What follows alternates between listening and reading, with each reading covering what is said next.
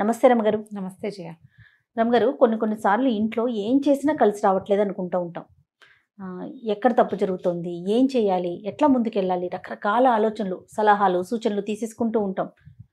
ఏదో సగం సగం చేస్తాము, మళ్ళీ ఇది కాదని ఇంకొక చోటకి అట్లా వెళ్తూ ఉంటాం కదా.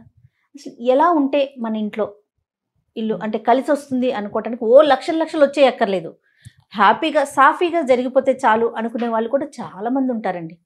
హ్యాపీగా జరిగిపోతే చాలు అనుకునే వాళ్ళకి ఇబ్బందే లేదు. అలా కాకుండా కలిసి రావట్లేదు, బిజినెస్ పెద్దది పెట్టారు, కలిసి రావట్లేదు. ఎప్పుడు కూడా థింక్ బిగ్ అని ఒక పదం వింటుంటాం మనం. అవును కదా. అవును. గెయిన్ స్మాల్ అనేది ఒకటి యాడ్ చేసుకోవాలి. దానికి చిన్న చిన్నవి లాక్కోండి. ఆలోచనలు పెద్దగా ఉన్నా థింక్ బిగ్ మనం అందరం పెట్టుకునే క్యాప్షన్, మన ఇళ్లలో కొన్ని చోట్ల కాగితాలు అంటించుకుంటుంటారు. Think big, do it now, అవన్నీ ఉంటాయి. అవునవును. డూ ఇట్ నౌ ఉంటుంది, థింక్ బిగ్ ఉంటుంది.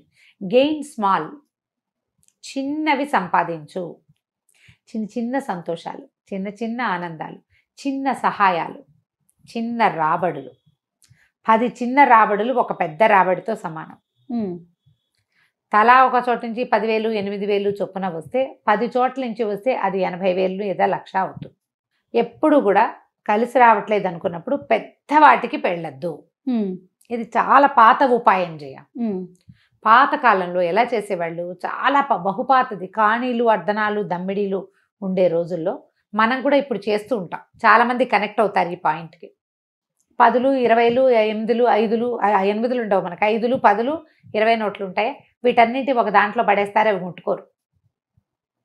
చిల్లర రూపాయి నాణేలు ఒక చోట పడేస్తాం. అవును కదా. ఒక 1000 నోటో, ఒక 500 నోటో, ఒక 2000 నోటో, అలా 1000 నోట్లు ఉన్నాయి మనకి, లేవు. 2000 నోటు ఉంది, 500 ఉంటుంది. వాడేశాక చిల్లర వస్తుంది కదా. ఈ చిల్లర్ని ఒక చిన్న పర్సులో పెట్టి పక్కన పెడుతూ ఉండటం, చాలా అవసరమైతే కానీ అవి ముట్టుకోకుండా ఉండటం. ముంతల్లో డబ్బులు వేయటం, ఇది ఇంటికని, ఇది సత్యనారాయణానికని, ఇది ప్రయాణానికని. అందులో ఎంత పడితే అంత పడుతుంది, ఆ పడుతూ ఉంటుంది. సంవత్సరం తిరిగాక మనం ఇంత సేవ్ చేసామా అనిపిస్తుంది. చిన్న చిన్న మొత్తాల్లో మదుపులు పెట్టడం, ఇలాంటివి మనకేంటంటే తర్వాత కాలంలో హెల్ప్ అవుతాయి. ప్రధానంగా పక్కన పెట్టడం అనేది ఒక మైండ్ సెట్ ఉంది చూడు, అది మనకి కలిసి రాని రోజుల్లో హెల్ప్ చేస్తుంది. కలిసి రాకపోవటం అనేది సమస్యే, కానీ మైండ్ సెట్ మార్చుకుంటే మనకి కలిసి రాకపోయినా కలిసి వచ్చినట్టే. కోట్లు కలిసి రావు, లక్షలు కలిసి రావు. ఇప్పుడు కోట్లు ఎవరికి ఉంటాయి ఐడియా? లక్షల్లో సంపాదించేవాడికి కోటి ఐడియా ఉంటుంది, వేలల్లో సంపాదించేవాడికి లక్ష ఐడియాలో ఉంటుంది. అంతే కదా. ఒక 30,000, 50,000 సంపాదించుకునే వాళ్ళకి 1,00,000 జీతం ఎప్పుడవుతుందా అని చూస్తారు. అవునండి. ఆ 1,00,000 అయ్యాక ఏమేం చేయొచ్చో ఆలోచిస్తారు.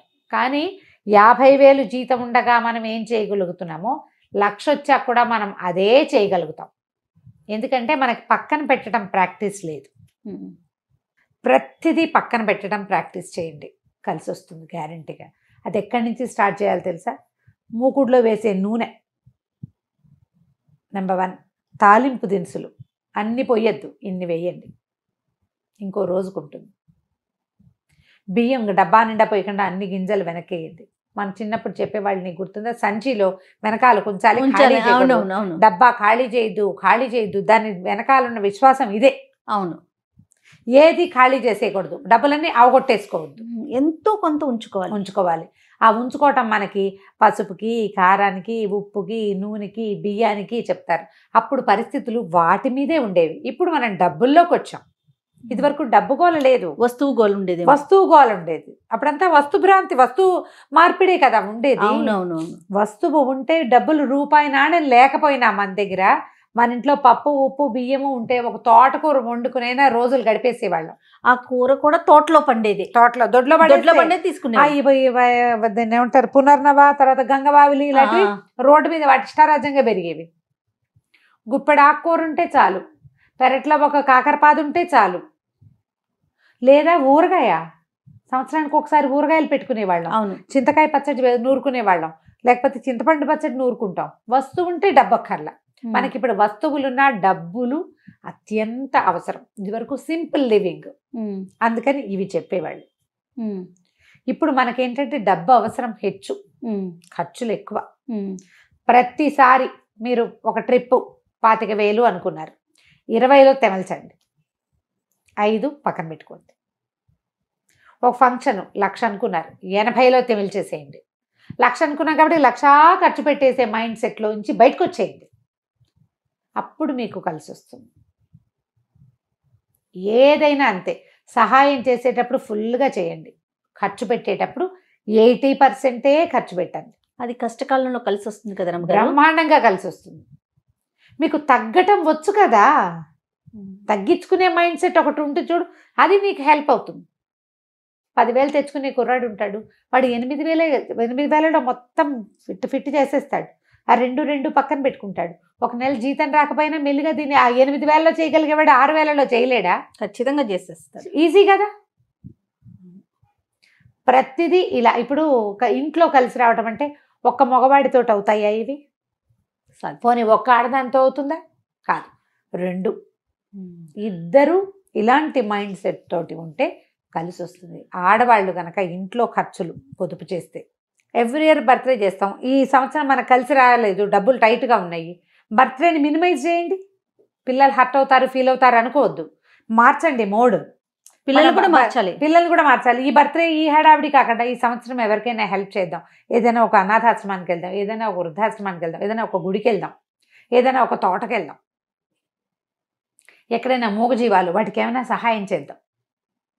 అలా మోడ్ ఆఫ్ సెలబ్రేషన్ని మార్చి ఖర్చులు తగ్గించుకోండి. ఇవి ఏమవుతుందంటే దీనివల్ల మీ మైండ్ సెట్ కూల్గా అవుతుంది, కలిసి వస్తుంది ఆటోమేటిక్. ఎప్పుడు కలిసి రాకపోవటం అనేది ఎక్కువ కాలం ఉండదు. సంవత్సరం తిరుగుతుందా, ఏడాదిలో 4 ఋతువులు 6 ఋతువులు మారిపోతాయి, 3 రకాల సీజన్స్ మారుతాయి. నీ ప్రమేయం ఏం లేదు, ఆటోమేటిక్గా వెళ్ళిపోతుంది. కష్టకాలం మెల్లిగా ఇలా ఓర్చుకుంటే ఆటోమేటిక్గా వెళ్ళిపోతుంది. దానికి మన ప్రయత్నం మీరు అన్నట్లు. ఇది మైండ్ సెట్, మన మైండ్ సెట్ మన విధానము 2 మార్చుకుంటే మనం ఈజీగా దాన్ని హ్యాండిల్ చేయగలుగుతాం. నువ్వు ప్రెషర్ ఫీల్ అయ్యి బీపీ తెచ్చుకుని హైరాన్ పడి ఏదైనా అనారోగ్యం తెచ్చుకుని కొత్త ఖర్చులు తీసుకొచ్చి, లేదా మీరిద్దరు కొట్టుకు చచ్చి బయట నుంచి ఎక్కడి నుంచో పెద్ద పెద్ద అప్పులు తెచ్చేసుకుని అదంతా సంసారానికి గుదిబండి అయ్యి ఇప్పుడు ఈ మధ్య జరుగుతున్న సూసైడ్లన్నిటికీ కారణం కలిసి రాలేదనే కదా జయ.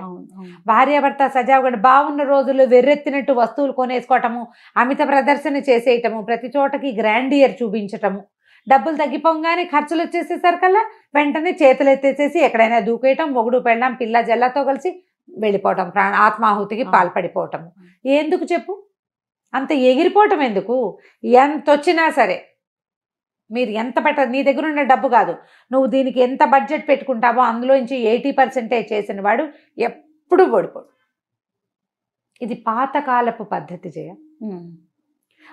మన శక్తి మొత్తము పిల్లల పెళ్ళిళ్ళకి పెట్టేవాళ్ళు కాదు, పెళ్ళికి ఇంత బడ్జెట్ అని పెట్టుకునేవాళ్ళు. ఇప్పుడు ఆడపిల్ల పెళ్ళి అంటే నాన్నకి తిరుక్షవరం చేసేస్తున్నారు, మగపిల్లల పెళ్ళిళ్ళకి కూడా తిరుక్షవరాలే అవుతున్నాయి. నిజమే రమ్మగారు. ప్రతి ఈవెంట్ కి ప్రతిదానికి ఖర్చే, శక్తికి మించి ఎక్కడెక్కడి నుంచో అప్పులు తెచ్చి సడన్ గా ఏదైనా చేంజ్ వస్తే ఇవన్నీ వెనకాల వాళ్ళు ఏం చేస్తారు అని ఆలోచించటల్లా. ఎందుకంటే పిల్లలకి హద్దులు నేర్పట్లా, మనకి హద్దులు ఉంచుకోవటల్లా, అది పెద్ద కష్టం. ఇప్పుడు ఇది హర్టింగ్ గా ఉండే విషయమే. అంటే ఏం చెయ్యొద్దా పిల్లలకి, అలా చేయకుండా ఎలా ఉంటావండి, పిల్లల మనసులు తీర్చ పాయింటే, నువ్వు బతికుండాలి కదా. నువ్వు ఎంత బాగా చేసినా నాన్న అమ్మ బాగున్నారు అనే సంతోషం కంటే బాగా చేశారనే సంతోషం ఎక్కువ కాదు. పిల్లలకి ఆ మైండ్ సెట్ అలవాటు చేయాలి, వాళ్ళకి ఇది పందా, ఈ పద్ధతి ఇంత ఉండాలి అనేది నేర్పించుకోవాలి. మీకు అప్పుడు కలిసి వస్తుంది. దీంతో పాటు మన లివింగ్లో కొన్ని మార్పులు చేసుకోండి తప్పకుండా. ఇవి ఎసెన్షియల్ థింగ్స్: భగవద్ధ్యానం, దేవాలయ దర్శనం, ఇతరులకి సహాయం చేయటం, ఏదైనా తేడా రాగానే దుర్భాషలు ఆడకూడదు. మీరు నోరు వదిలేస్తే రేపొద్దున మీకు సహాయానికి ఎవ్వడు రాడు. ఈ 4 పద్ధతులు కుటుంబానికి అలవాటు ఉండాలి. పిల్లలు కూడా అది కనుక నేర్చుకుంటే మీకు కలిసి రాని రోజున ఈ 4 మీకు ప్లస్ అవుతాయి. ఇల్లు శుభ్రంగా ఉంచుకోవటం, ఇంట్లో చెత్తలు నెగిటివ్ ఎనర్జీని చేరనివ్వద్దు, మిమ్మల్ని కాలుగుచ్చుకుని కిందకి లాగేసేవాళ్ళు లేదా డిస్కరేజ్ చేసే వాళ్ళతో ఫ్రెండ్షిప్లు ఉంచుకోకండి. ఎవరైనా మన భుజం తట్టేవాళ్ళు, మన వెన్ను వెనకాల నిలబడి ధైర్యం చెప్పేవాళ్ళు, అలాంటి వాళ్ళని చూడండి. వాళ్ళు మిమ్మల్ని డిస్కరేజ్ చేసి, అంటే వాళ్ళు మిమ్మల్ని విమర్శించినా సరే, మీ మేలు కోరే వాళ్ళు మిమ్మల్ని విమర్శిస్తే విమర్శ వినడం నేర్చుకోండి. అప్పుడు మనకి ప్లస్ అవుతుంది. జీవితంలో ముందుకెళ్ళాలంటే చాలా ప్రధానంగా విమర్శ వినడం నేర్చుకోవాలి. విమర్శ నుంచి పాఠం నేర్చుకోవాలి. ఇది అవసరం. పిల్లలకి విమర్శలు వినడం నేర్పించండి, లేకపోతే చేయలేం. అంతే. ఇప్పుడు ఇవేంటి ఎలా ఉంటాయి, ఒడ్డు మీద కూర్చుని గట్టును కూర్చుని చెప్పే కబుర్లలాగా ఉంటాయి. మనకు అవసరమైన రోజున మనకు అర్థమవుతుంది. ప్రాక్టికల్గా ఎవరికి అవసరమో అప్పుడు తెలుసు, ఆ రోజున తెలుస్తుంది. అయ్యో ఎవడు మంచి సలహా చెప్పేవాడు లేడే, వాళ్ళు ఎవడూ చెప్పలేదే అనిపిస్తుంది. వినే గుణం నీకు ఉండాలి కాదు, అది చెప్తాడు ఎవడో ఒకడు, నువ్వు వినవు కదా. వినే ప్రాక్టీస్ ఏది? వినడానికి ఎంత వినయం కావాలి? వినాలి కదా. నా డబ్బు నాకు ఇంత వినాలి, ఆచరించాలి కూడా. రమ్మగారు కొంతమంది చూడండి వింటారు, ఏం చేయరు. మనం ఏం చెప్పినా కరెక్ట్ కరెక్ట్, అసలు వాళ్ళని చూస్తే మనం ఇమీడియట్ గా ఫాలో అయిపోతారు అనుకుంటాం. ఏం వినరు. ఇక్కడికి ఎక్కదండి. అదే చెవిలోకే, ఒక లోపలికే వెళ్తుంది. అలా చెయ్యొద్దు. అప్పుడు మీరు ఎప్పుడూ డౌన్ అవ్వరు. ఒకవేళ డౌన్ అయినా చక్కగా లేచి నిలబడతారు, దిగిపోరు. డౌన్ అవటం వేరు, కుంగిపోవటం వేరు. అంతే కదా. కింద అవుతారు కానీ కుంగరు. మనకి కుంగుబాటు వద్దు అసలు.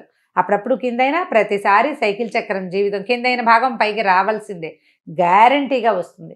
నమ్మికతోటి ఉండాలి. ఇప్పుడు నమ్మాలంటే మనకి ఒక ఆసరా కావాలి, దానికి భగవద్ ధ్యానం కావాలి. ఒక ఆసరా కావాలి, ఫ్యామిలీని మనతో ఉంచుకోవాలి. ఒక ఆసరా కావాలి, ఫ్రెండ్స్ని మనతో పాటు ఉంచుకోవాలి. నోరు మంచిదైతే ఊరంతా మంచిదవుతుంది ఖచ్చితంగా. కాబట్టి ఈ పద్ధతుల ప్రకారం చూడండి. మీరు ఒకవేళ డౌన్ అయినా ఏమీ భయపడద్దు. మాకు చాలా కష్టాలు ఉన్నాయని ఎవరికైనా చెప్పుకుని వాళ్ళు పోసేసుకోవటం కాదు. నిజంగా మీకు సలహా చెప్పగలిగే వాళ్ళు ఎవరో, మీకు దగ్గర వాళ్ళు ఎవరో, వాళ్ళతో మాట్లాడుకుని సార్ట్ అవుట్ చేసుకోండి. మేము చాలా కష్టాల్లో ఉన్నామని చెప్తారు పాపం కొంతమంది. వాళ్ళ కష్టాలు వింటే ఏం ప్రయోజనం? నీకు సలహా కావాలి కదా, సహాయం కావాలి, సలహా కావాలి. అది సరైన పర్సన్ అయి ఉండాలి. ఆ రెండు చేయగలిగే వాళ్ళు మన కుటుంబ సభ్యులు, మనకు సాన్నిహిత్యం ఉన్నవాళ్ళు, వాళ్ళు చేయగలుగుతారు.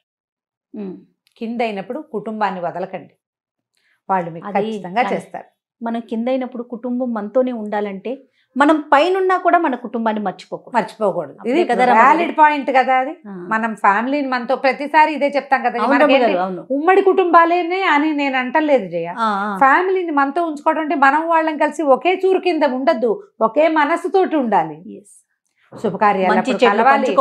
శుభకార్యాలప్పుడు కలవాలి, ఏదైనా శుభకార్యం వచ్చినప్పుడు పలకరించుకోవాలి. మంచి చెడు ఏమిటి, నీ సంగతి నువ్వేం చేస్తున్నావు, నీ పిల్లలు ఏం చేస్తున్నారు, ఎక్కడున్నారు, ఏమిటి అనేది కనిపెట్టిన ప్రతిసారి మీ పిల్లలు ఏం చేస్తారంటే, ఓ అప్పుడే అంతకొచ్చారా అంటాం. 6 నెలల క్రితం మాట్లాడిన వాడి పిల్లాడు సడన్ గా ఇంటర్మీడియట్ నుంచి ఎంఎస్సీకి వెళ్ళిపోడు కదా, వాడు బీఎస్సీకే వస్తాడు. అంత గుర్తు లేకపోతే ఎట్లా? మర్చిపోకూడదు. ఇలా మెయింటైన్ చేస్తే మనం కింద అయినప్పుడు కుటుంబం మనతో పాటు ఉంటుంది. మనవి చిన్న చిన్న ఫ్యామిలీస్. జాగ్రత్త పడండి. కింద అయినా భయపడకండి. కుటుంబాన్ని మన ఆసరాగా తీసుకోవాలి. తప్పకుండా రమ్మగారు. నమస్తే. నమస్తే.